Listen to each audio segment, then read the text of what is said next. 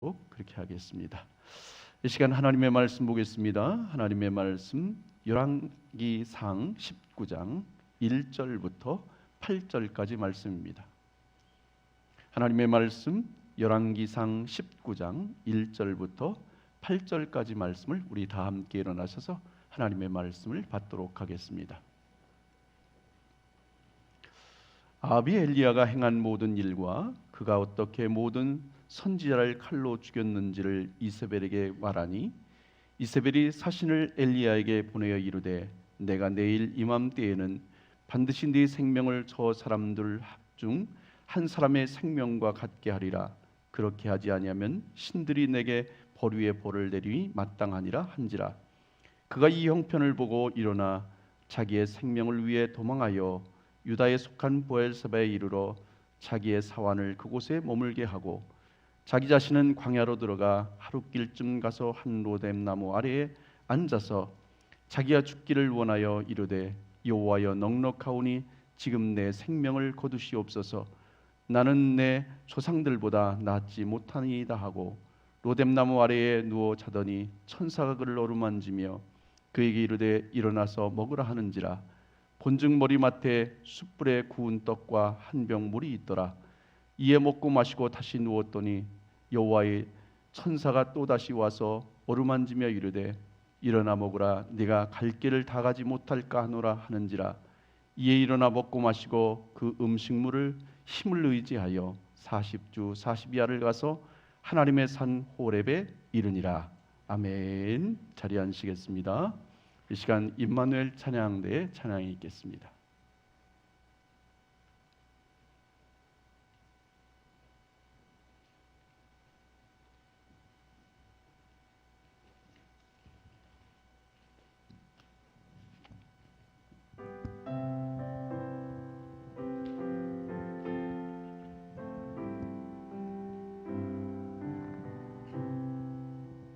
내 주 예수 주신 은혜 한없건만 내 주 앞에 이 적은 것 다 드리니 주 예수여 내 정성을 받으소서. 주 날 위해 보배로운 피 흘리사 그 귀하신 생명까지 다 주시니 내 천한 몸 이 생명을 왜 아끼랴. 주 예수께 비친 것이 한없건만 나 주 위에 드린 것은 참 적으니 주 예수여 너그럽게 보옵소서.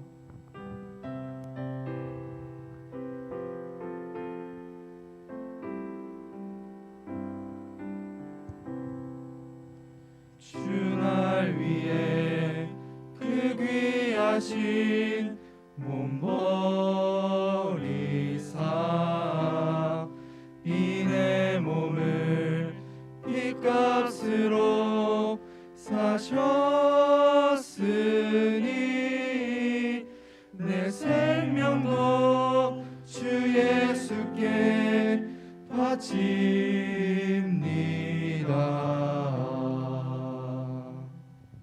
아멘. 찬양을 부른 우리 사랑하는 주의 자녀들을 축복합니다. 아주 중후한 음성으로 아름다운 찬양이었습니다. 심리학 용어 가운데 블랙독이라고 하는 말이 있습니다. 이 블랙독은 그냥 해석하면 검은 개 이렇게 표현할 수 있겠습니다. 그런데 이걸 심리학적으로 보면 우울증으로 항상 표정이 굳어 있고 의기소침해 있는 사람을 가리키는 말 이렇게 되어 있습니다. 보편적으로 우울증을 증세를 갖고 있는 분들이 이렇게 표정이 굳어 있고 또 표정이 어둡게 나타납니다. 그리고 많은 근심과 걱정을 가지고 살아가는 모습도 보게 됩니다. 오늘 여러분들의 표정은 어떻습니까? 블랙독의 모습입니까? 아니면 화이트독의 모습입니까? 오늘도 우리의 삶 속에서 주님이 주신 은혜로 또 환한 얼굴, 환한 미소를 가지고 살아갈 수 있길 주님의 이름으로 축복합니다. 또 심리학 용어 가운데 하나가 스마일 마스크 증후군이라는 것이 있습니다. 이것은 겉은 사람들이 웃고 있지만 속으로는 울고 있는 것을 말합니다. 다시 말하면 겉모습은 밝은 것 같지만 속으로는 깊은 우울감에 빠져서 사는 사람을 말합니다. 실제적으로 우리 주변에 보면 감정을 억제하면서 또 이렇게 직장 생활하는 감정 노동자들이 참 많이 있는데, 정말 그때는 막 내가 화내고도 싶고 뭔가 어떤 표정의 변화도 주고 싶은데 어쩔 수 없이 감정적으로 조절을 해야 될 상황이기 때문에 감정 노동자들이 그것을 감추고 살아갑니다. 그리고 직장 생활을 하는 우리 직장인들도 경쟁 생활 속에 살다 보니까 내가 가지고 있는 것을 그대로 표현을 못합니다. 그러다 보니까 그 감정을 감추고 또 감추고 살아가려니까 정말 답답하고 힘든 거죠. 그러다 보니까 스마일 마스크 증후군이라는 것이 있게 됩니다. 어떻게 보면 어떤 특정한 사람에게 나타나는 증상이 아니라 이와 같은 것은 보편적으로 우리가 이 세상을 살아가는 모든 사람들이 가지고 있는 이와 같은 모습이 아닌가 그런 생각을 합니다. 여기 내가 스마일 마스크 증후군은 아닌지 진단할 수 있는 또 이가 테스트할 수 있는 이 방법이 있는데 총 20문항 중에서 매우 그렇다 3점, 그렇다 2점, 그런 편이다 1점, 아니다 0점으로 체크하시면 됩니다. 여러분 마음으로 한번 체크해 보시길 바랍니다. 스스로를 실패한 인간이라 생각한다. 평소 눈물이 많다. 스스로에 대해 초라하게 생각한다. 집중력이 부족하여 산만하다. 밥맛이 없다. 잠을 잘 못 잔다. 화를 잘 낸다. 몸이 건강하지 않다는 생각을 자주 한다. 의욕이 부족해 업무 능력마저 떨어진다. 자살을 생각하기도 한다. 타인에 대한 관심이 전혀 없다. 우울감에 이유 없이 슬픈 기분이 드는 일이 많다. 스스로를 다른 사람보다 부족하다고 생각한다. 체중이 줄어든다. 별일 아닌 일에 죄책감을 느낀다. 내 자신을 추하게 생각한다. 자신의 미래를 비관적으로 생각한다. 스스로에 늘 실망한다. 일이 잘못되면 전부 자기 잘못이라고 생각한다. 자신의 이상이 만족스럽지 않다. 이렇게 생각한다. 이 결과에서 0점에서 10점은 지극히 정상적이고 11점에서 20점은 가벼운 우울증이고 21점에서 30점은 상당한 우울증으로 전문가와의 상담이 권유되고 31점 이상은 극심한 우울증 증상으로 꼭 전문가 상담이 필요하다 그랬습니다. 자, 여러분은 어느 단계에 있는 것 같습니까? 지극히 정상입니까? 아니면 살짝 우울증이 있고 우울감이 있는 것 같습니까?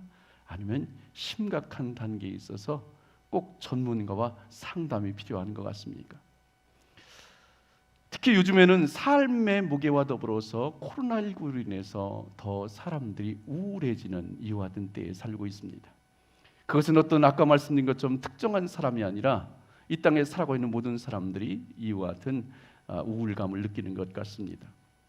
우울증이라고 하는 것은 무엇인가 하면 그것을 잠깐 소개하면 우울증은 좌절감, 두려움, 절망감, 무력감, 열등감, 상실감, 극도의 피로감, 허무감, 고독감, 죄책감과 같은 증상들 때문에 정상적인 생활을 할 수 없고 우울한 감정이 장기적으로 침체되어 자신의 힘으로는 정상적인 상태로 회복되지 않는 정서적인 장애다 그렇게 말합니다.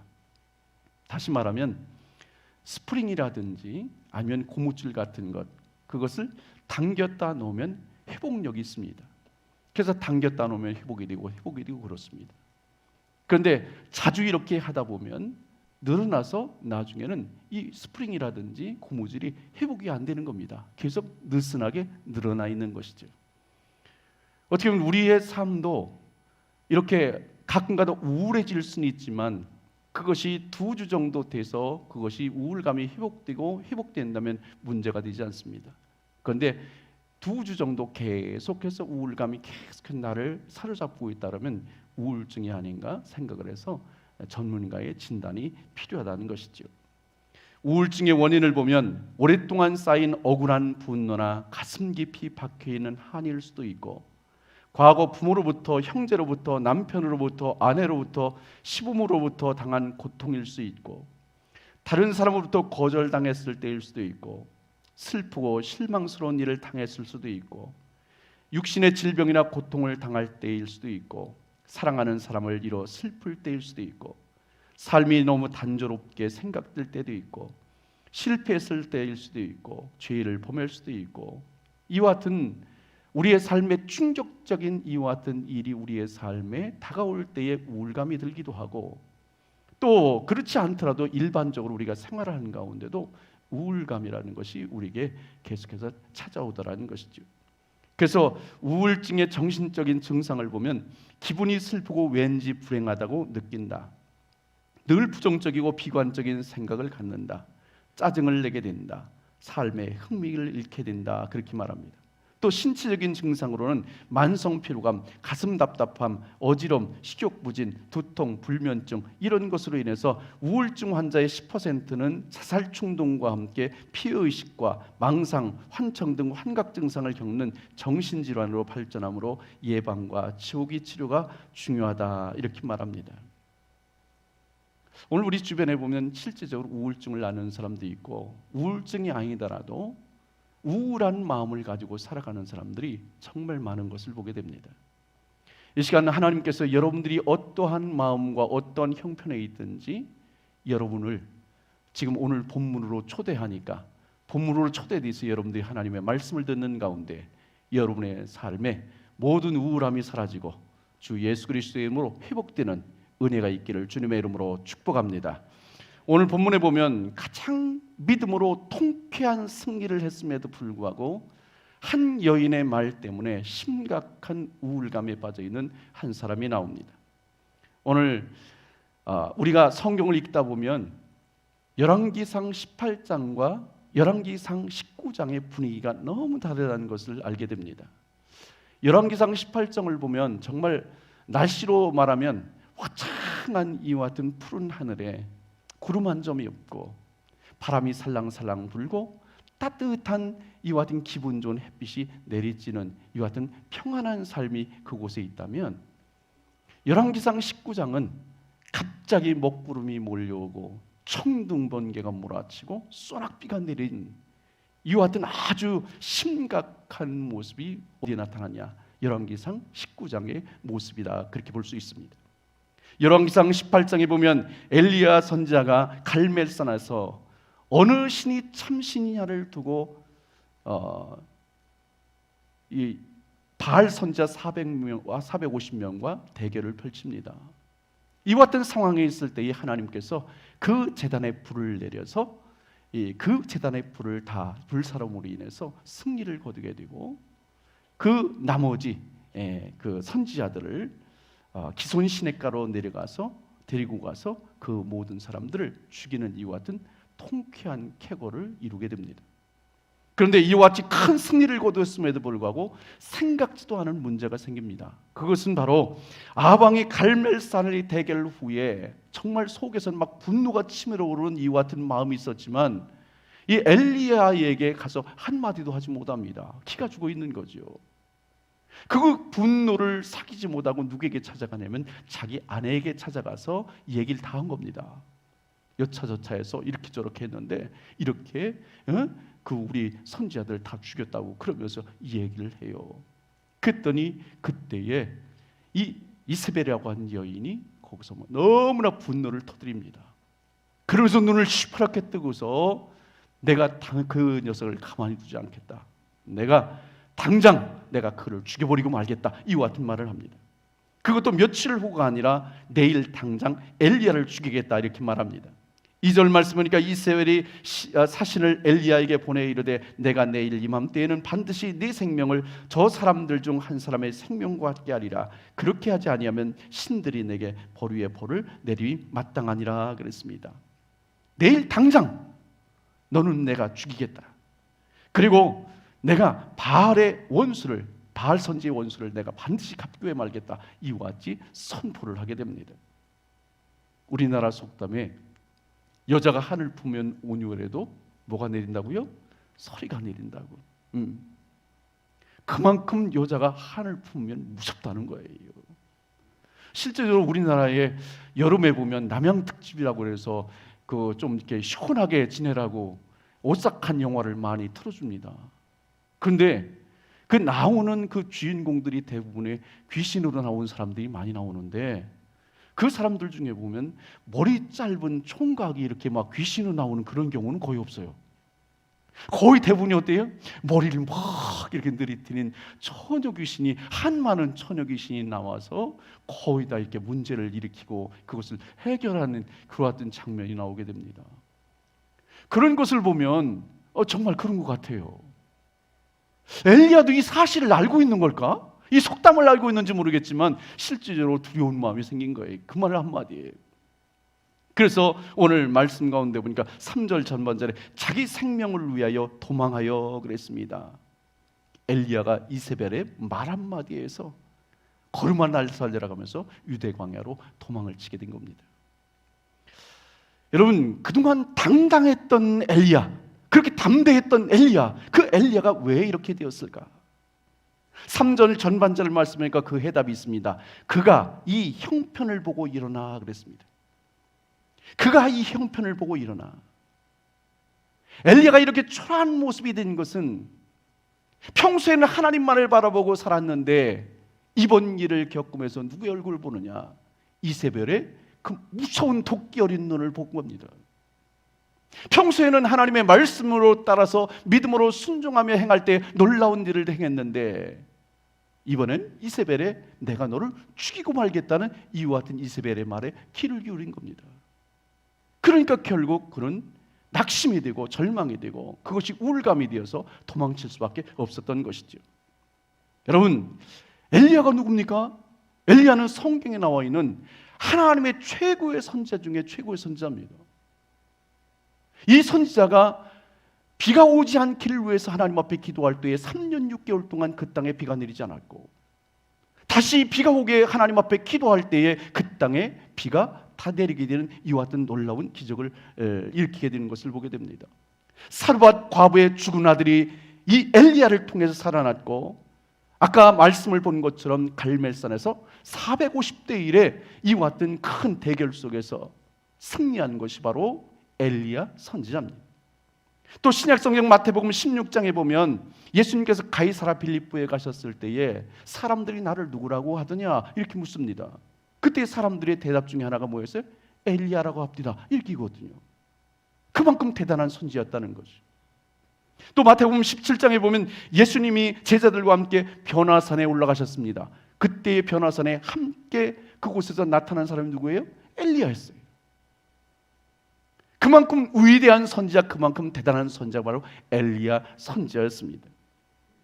이 상에 살펴본 것처럼 어떻게 보면 이스라엘 최고의 선지자였던 이 엘리야 선지자가 오늘 19장에서는 너무나 초라하고 너무나 나약한 모습으로 나타나는 것을 우리가 성경을 통해서 보게 됩니다.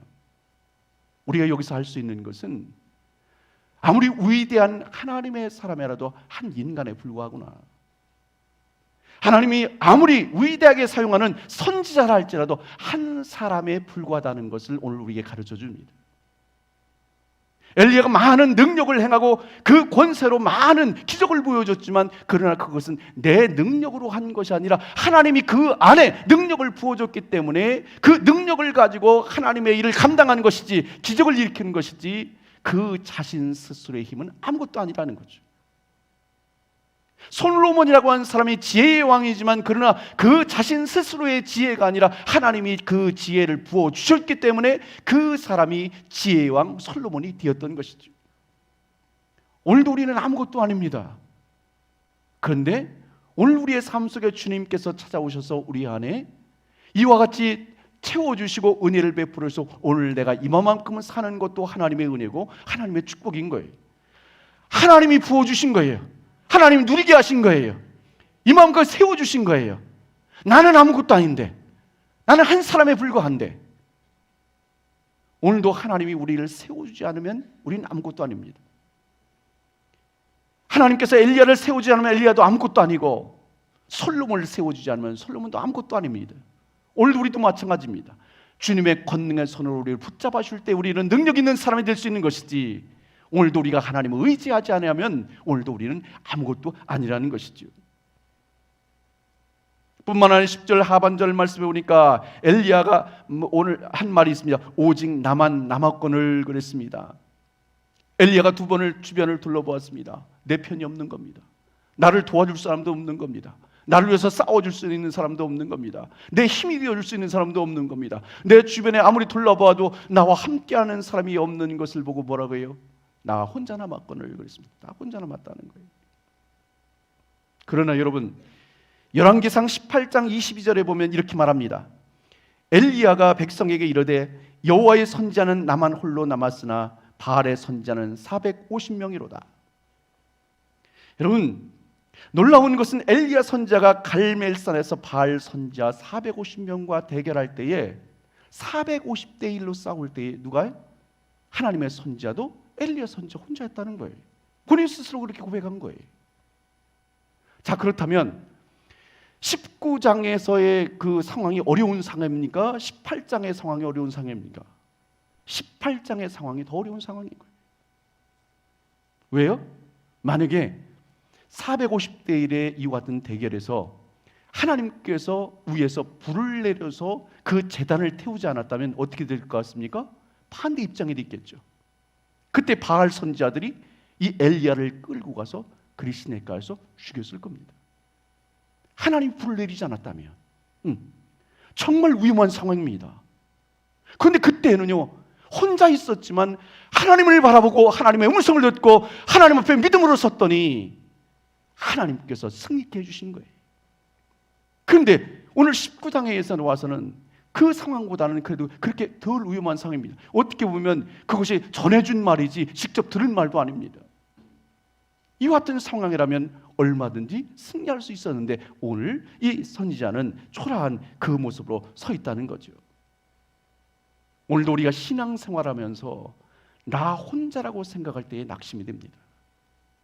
나 혼자 봉사하고, 나 혼자 기도하고 있고, 나 혼자 헌신하고 있고, 나 혼자 전도하고 있고, 나만 주님의 일을 하는 것 같고, 나만 고난당하는 것 같고, 나만 문제가 있는 것 같고, 나만 어려운 것 같고, 이와 같이 나 혼자만이라고 생각하면요, 낙심이 돼요. 절망이 됩니다. 여러분, 나 혼자라고 생각하면 힘이 빠집니다. 나 혼자라고 생각하면 그 시험에 들 수 있습니다. 그러나 그렇습니까? 오늘도 전능하신 하나님 우리와 함께 하십니다. 그 전능하신 주의 손길로 오늘 우리를 붙잡고 계십니다. 우리가 하나님을 바라본다면 결코 우리에게 낙심은 없습니다. 절망은 없습니다. 주님께서 우리를 가장 좋은 길로 인도하실 것을 믿기 때문에 그렇습니다. 오늘 그리고 18절 말씀에 보면 이렇습니다. 그러나 내가 이스라엘 가운데 7,000명을 남기리니 다 바알에게 무릎을 꿇지 아니하고 다 바알에게 입 맞추지 아니한 자니라. 엘리야 선지자는 혼자라고 생각했지만 하나님께서는 뭐예요? 7,000명이라고 하는 이 선지자들을 남겨놓으셨다는 거예요. 남겨놓으셨다는 거예요. 여러분 주변에도 나 혼자인 것 같지만요, 하나님께서 여러분들에게 기도의 동역자, 믿음의 동역자를 세워주신 줄로 믿습니다. 여러분 주변에는 많이 있어요. 나를 도와줄 수 있는 분도 있고요, 나를 위해서 기도해 줄 수 있는 분도 있고, 나와 함께 믿음으로 세워져 갈 수 있는 분도 얼마든지 주님께서는 예배하시고 계시다는 거죠. 그럼 빈 비닐봉지는요, 스스로 설 수가 없잖아요. 그냥 놓으면 주저앉잖아요. 그런데 그 안에다가 고기도 넣고 과일도 넣으면 서 있을 수 있어요. 오늘 우리 스스로는 설 수 없습니다. 그런데 우리의 심령 속에 예수 그리스도가 들어가고, 그리고 오늘 우리의 심령 속에 하나님의 말씀으로 채우면 오늘 우리 믿음의 사람들은 날마다 든든히 서가게 될 줄로 믿습니다. 오늘도 이 땅에서 우리를 세울 수 있는 방법은 세상의 어떤 것도 아니고 바로 주의 은혜로 오늘도 내가 세워져 갈 수 있음을 깨닫고 날마다 주님 안에서 세워져 가는 우리 모두가 될 수 있길 주님의 이름으로 축복합니다. 우리 4절 말씀을 같이 읽겠습니다. 4절 시작. 자기 자신은 광야로 들어가 하룻길쯤 가서 한 로뎀나무 아래에 앉아서 자기가 죽지를 원하여 이르되 여호와여 넉넉하오니 지금 내 생명을 거두시옵소서. 나는 내 조상들보다 낫지 못하니이다 하고. 아멘. 자, 지금 엘리야는 어떻게 보면 열왕기상 18장에서 정말 치열한 전투를 하느라고 기도하느라고 정말 모든 것을 다 내놓을 정도로 정말 탈진된 상태입니다. 이와 같이 힘든 상태에서 이세벨이라고 하는 여인의 그 말 한마디, 내가 너를 죽이겠다고 한 이것이 더해지면서 급격하게 우울감이 찾아오게 된 것이지요. 그래서 열왕기상 18장의 늠름한 모습은 어디 가고 겁에 질려서 광야로 도망간 후에 로뎀나무 아래에 앉아 있었다. 그리고서 그가 고백하기를 4절 중반절에 보니까 하나님 이제 더 바랄 것이 없습니다. 내 생명을 거둬가 주세요. 내 생명을 거둬가 주세요. 우리 주변에도 보면 연세가 많으신 분들이 빨리 죽었으면 좋겠다고, 왜 하나님 나 안 데리고 가냐고 그러시는 분들이 참 많이 계시더라고요. 오늘 엘리야의 심정이 바로 그런 심정이었어요. 여러분, 오늘 본문에서 엘리야 자신을 어떻게 보고 있는가? 첫째, 엘리야는 자기 자신을 무가치하다고 생각합니다. 4절 후반절 말씀 보니까 나는 내 조상들보다 낫지 못하나이다 그랬습니다. 나는 내 조상보다 나은 것이 아무것도 없습니다. 이 고난을 감당할 수도 없고 내가 사명을 감당할 수 없습니다. 실제적으로 오늘 이 우울감에 빠져 있는 사람들을 보면 자신의 외모든 성격이든 행동이든 자신은 결점이 많고 무가치한 사람이다 이렇게 생각한다는 거죠. 두 번째로 엘리야는 자신을 어떻게 보고 있습니까? 엘리야는 지금 처해 있는 상황을 지나치게 심각하고 생각하고 있습니다. 엘리야는 이세벨이 죽인다고 하는 이와 같은 말 한마디에 다 틀렸다, 다 끝났다 이와 같은 생각을 갖게 됩니다. 따라서 오늘도 우울감에 빠져 있는 사람은 자신이 처한 어려움이나 고통이 현재로 그치는 것이 아니라 앞으로 계속 거절당하고 계속 실패할 것이라고 하는 이와 같은 우울감 속에서 살아갑니다. 셋째로 엘리야는 자신을 어떻게 보고 있습니까? 엘리야는 장래에 대한 소망이 없다 생각합니다. 4절 중반절 말씀해 보니까 여호와여 넉넉하오니 지금 내 생명을 거두시옵소서 그랬습니다. 저는 살 소망이 없습니다. 저를 죽여주세요. 오늘도 우울감에 빠져 있는 사람은 내 인생은 앞도 막히고 옆도 막히고 도와줄 사람도 없고 이제는 내 인생은 다 끝났다, 다 틀렸다 이렇게 생각을 한다는 것이지요. 그러면 이렇게 믿음이 좋은 엘리야가 왜 이렇게 우울감에 빠져 있을까? 오늘도 왜 우리 주변에는 이렇게 믿음이 좋다는 사람들이 우울감에 빠져서 그 늪에서 헤어나지 못하는 것일까? 실제로 예수를 잘 믿는 사람들도 우울증에 걸릴 수 있을까? 걸릴 수 있어요.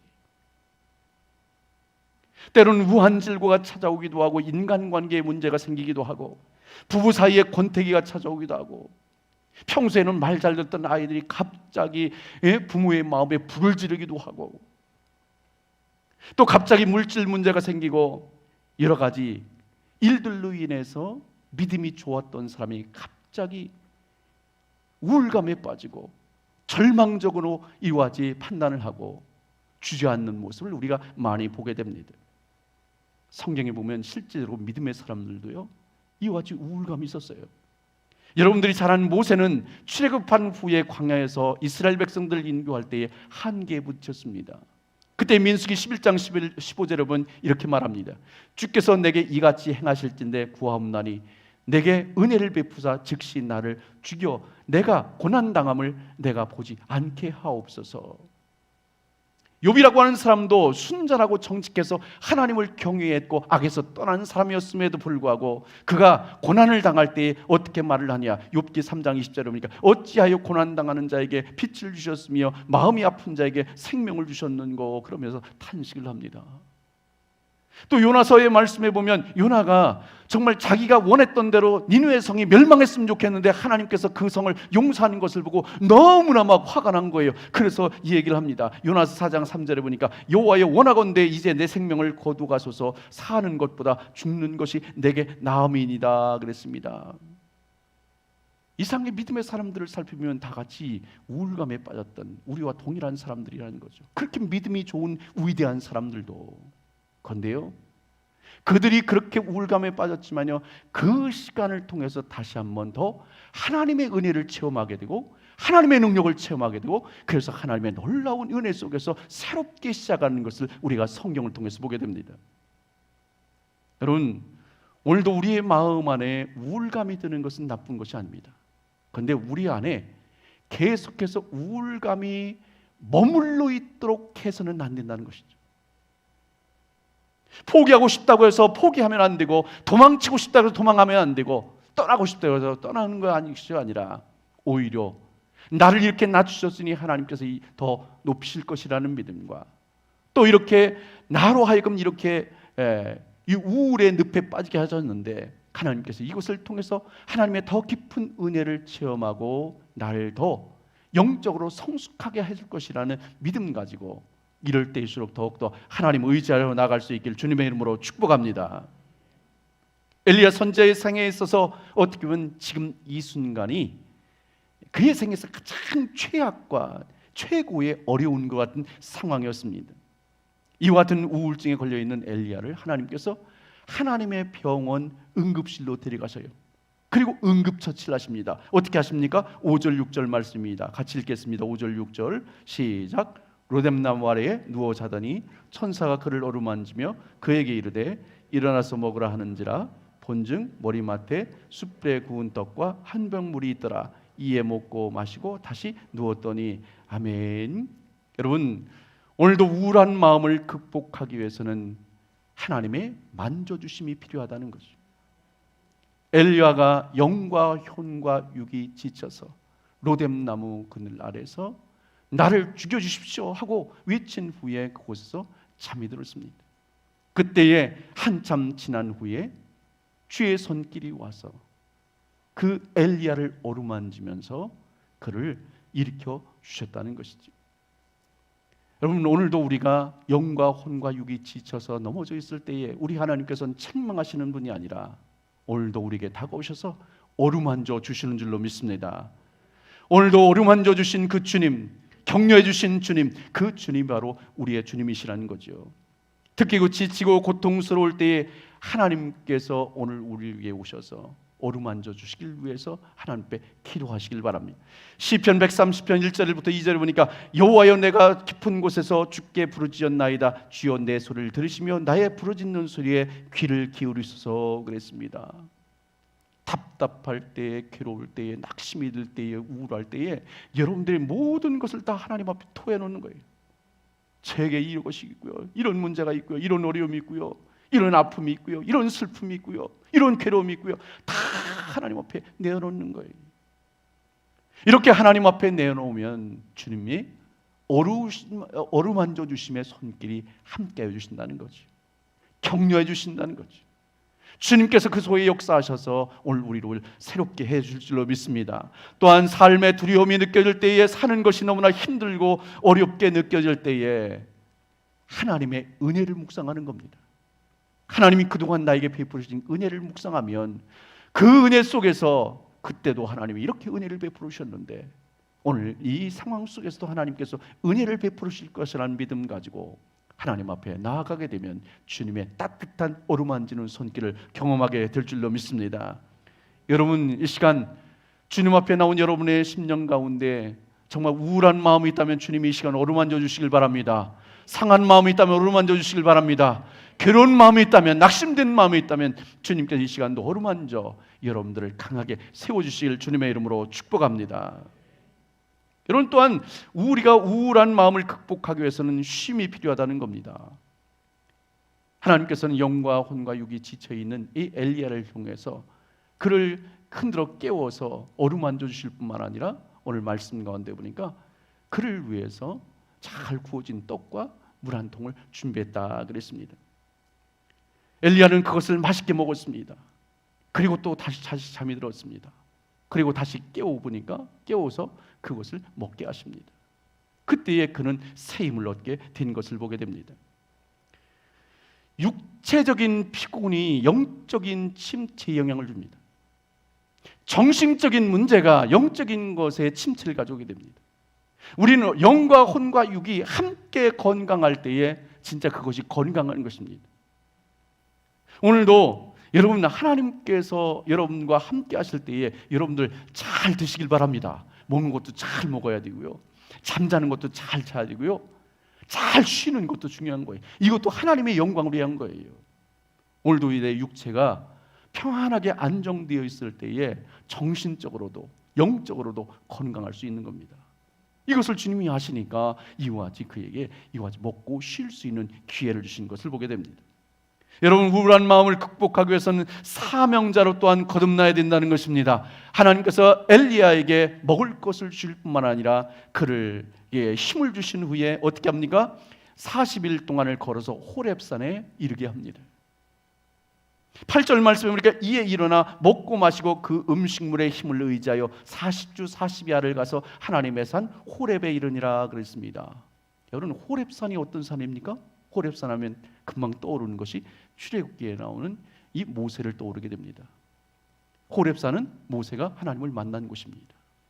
영적 침체 속에서 회복된 곳이 바로 호렙산입니다. 그리고 다시 사명을 받은 곳이 호렙산입니다. 엘리야를 오늘도 하나님께서 부르셔고 그를 회복시켜 주시고 그리고 영적 침체 속에서 다시금 일어나게 해주신 곳이 어디예요? 호렙산인 거예요. 여러분들을 지금 주님께서 호렙산으로 여러분들을 초대하고 있는데, 여러분의 호렙산이 어디입니까? 하나님의 교회, 참 좋은 교회예요. 여러분, 이곳에서 여러분들이 하나님을 만나시길 바랍니다. 영적 침체가 새롭게 살아날 수 있기를 바랍니다. 사명이 새롭게 살아날 수 있기를 바랍니다. 그것이 바로 참 좋은 교를 통해서, 이 하나님이 세운 이 호렙산인 참 좋은 교를 통해서 여러분들이 회복될 수 있는 것이지요. 따라서 주일은 우리에게 참된 영과 혼과 육이 쉴 수 있는 날입니다. 이 정말 주일은 정말 귀한 날이죠. 요즘에 제가 기도의 제목이 하나 있다면, 주님, 주일을 살려주옵소서, 그 기도합니다. 주일을 살려주옵소서. 주일이 많이 쇠약해져 있나 봐요. 주일을 살려주옵소서. 왜 이런 기도를 하냐면, 주일을 지키지 못하는 사람이 수예배 나오는 사람은 거의 없습니다. 주일을 지키지 못하는 사람이 새벽 예배에 나오는 사람이 거의 없습니다. 주일입니다. 이날 나와야 되죠. 이날 나와서 말씀을 받고 기도하고 힘을 얻어서 한 주간 동안도 승리하며 살아갈 수 있어야죠.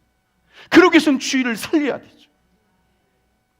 다른 날은 어떨지 모르지만 이 주일날은 우리가 생명과 같이 여기고 이 날을 지킬 수 있어야 돼요. 그래야 우리의 영이 살아나고 우리의 삶이 새롭게 소생할 수 있습니다.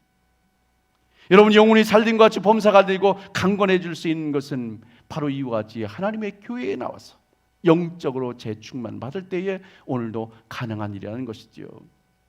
하나님께서 엘리야를 호렙산으로 부르셔서 그에게 샘을 주신 것처럼 여러분들이 이 참 좋은 교회로 부르실 때마다 하나님이 새 힘과 은혜를 부어주셔서 날마다 넉넉히 승리하며 살아갈 수 있기를 주님의 이름으로 축복합니다.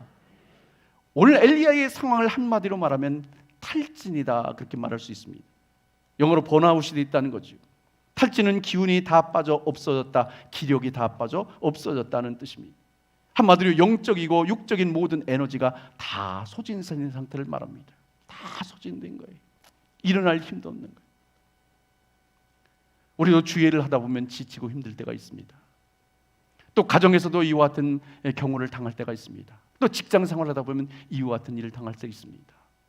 오늘도 로뎀나무 가운데 있는 이 엘리야를 주님께서 어루만져 주시고 먹을 거 주시고 그를 다시금 일으켜 사명자로 세워주는 것처럼 여러분들을 다시 한번 만나주시고 영적 재충만을 통하여 다시 한번 이 사명자의 길을 믿음으로 힘있게 달려가는 우리 모두가 될 수 있기를 주님의 이름으로 축복합니다. 이 시간 우리 함께 기도하며 나가겠습니다. 함께 기도할 때에